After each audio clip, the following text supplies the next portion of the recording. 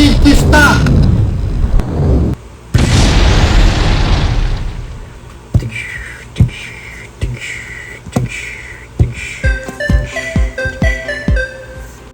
And ito nga ang toy na re-review natin for today. This is the Godzilla X Kong, the New Empire Godzilla Evolved. And as you can see, may nauna na ngang mag-unpack sa akin itong Godzilla na to. Pero pag binili nyo siya, ganyang klaseng packaging, meron siya sa harap and sa likod and sa gilid and sa kabilang gilid and sa ibabaw and sa ilalim. Yan. Now, pag na-unbox natin dito si Godzilla, ang accessories lang na kasama niya dito is meron siya Atomic Blast dito.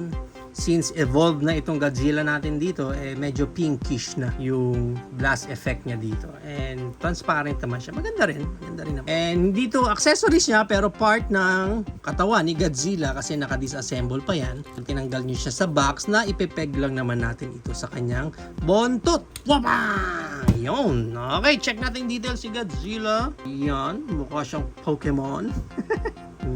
Dilat na dilat si Godzilla dito eh. No, kitang-kita.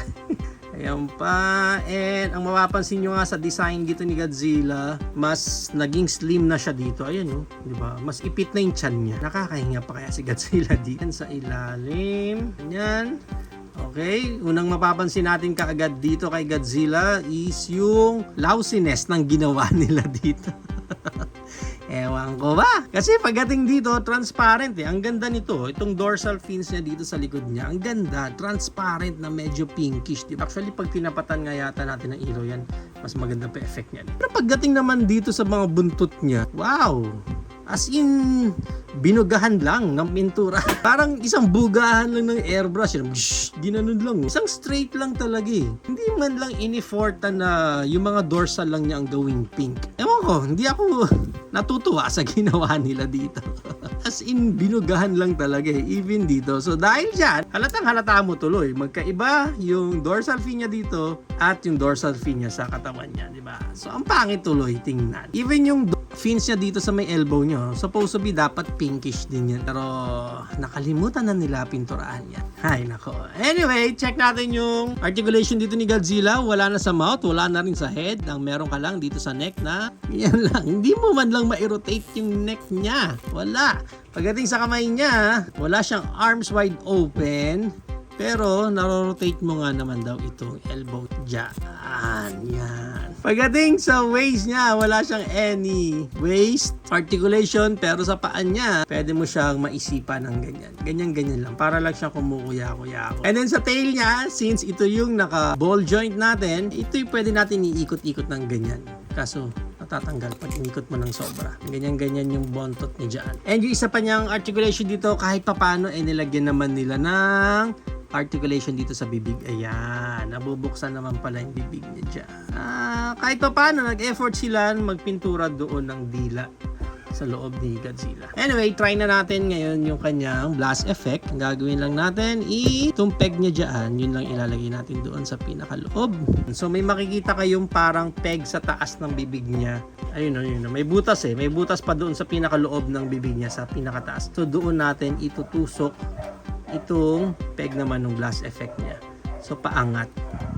Yan. So talagang isisiksik mo siya ng paloob pa ganun para lang magkasya siya. So itong mga pasobra niya dito, parang may effect siya na ganyan. Okay? Yan. Para siya nagsuka. Naglasing. Nagwalwal si Godzilla. Blah, blah. Now, para sa height ng Godzilla natin na to, ang height niya is around 6.5 inches naman siya. Maganda niya, i-compare pa natin siya sa same line niya na Godzilla X Kong, New Empire na si Scar King. Also, we have here Kong. Our knockoff version, Monsterverse, Godzilla. Bandai, Godzilla -1. Knockoff version, Mecha Godzilla. And Monsterverse KO version ng Kong. Pasok na rin natin ang ating knockoff version ng Gladiator Hook, MCF Doomsday. And our human figure ng Hammond Collection, Dr. Ellie Sattler. So yan ang ating height comparison. So if you are planning to buy this Godzilla, ang price range niya is around 700 up to 1,200 pesos. Depende na lang again kung saan kayo makaka-atomic blast ng Godzilla na ito. So there you have it now guys. Ito na ang ating Godzilla X Kong, the New Empire Godzilla Evolve. What do you think of this figure? Is it a go for you or a no for you? Whatever your thoughts, please comment it down below. But for me, this is a easy pass. I think there are better talaga na mga figure ng Godzilla na pwede nating makuha, na kung saan magdadagdag ka lang ng konti doon sa price, definitely mas maganda talaga yung makukuha natin. Para dito kasi sa figure na to, actually hindi ako masaya sa pagkaka-execute sa kanya. Dito pa lang sa face niya parang medyo lousy. For me parang hindi gaanong pinag-isipan itong figure na to. Sayang lang kasi parang wala na silang ibang magawa para kay Godzilla, kasi Godzilla itself parang yun na siya, ganun lang talaga yung pwede niyang maging itsura. Ewan ko lang, hindi lang talaga ako natutuwa dito sa Godzilla na to kasi from the look itself parang maganda sana to, pero ba't hindi pa nila tinuloy yung ganitong klaseng transparent na dorsal fin niya, the rest dito ng tail niya. Konti na lang na may dadagdag nila, pero they decided na i-airbrush lang ng isang hagod itong puntot niya, kaya ang pangit tuloy ng kinalabasan. Also, pagdating sa playability niya, yung articulation niya, wala, iikot-ikot lang. Napaka-generic ng mga articulation nitong Godzilla na to. Even sa neck niya, hindi man lang sila naglagay dyan. Parang left and right, up and down lang yung mga articulation niya. So from the looks itself, from the playability nitong Godzilla na to, parang hindi pasado for me. But I don't know, baka kayo, natutuwa kayo sa Godzilla na to, please comment down naman kung ano yung part dito na nagustuhan nyo sa kanya. Kasi gusto kong malaman kung ano yung nagustuhan nyo sa kanya para at least makita ko naman yung perspective ng mga taong naging masaya sa Godzilla na to. But for me, wala, easy pass para sa akin. Kung ganitong klaseng Godzilla naman na makukuha ko, parang may mga knockoff version nito na mas mura pa, na halos same lang naman ang makukuha.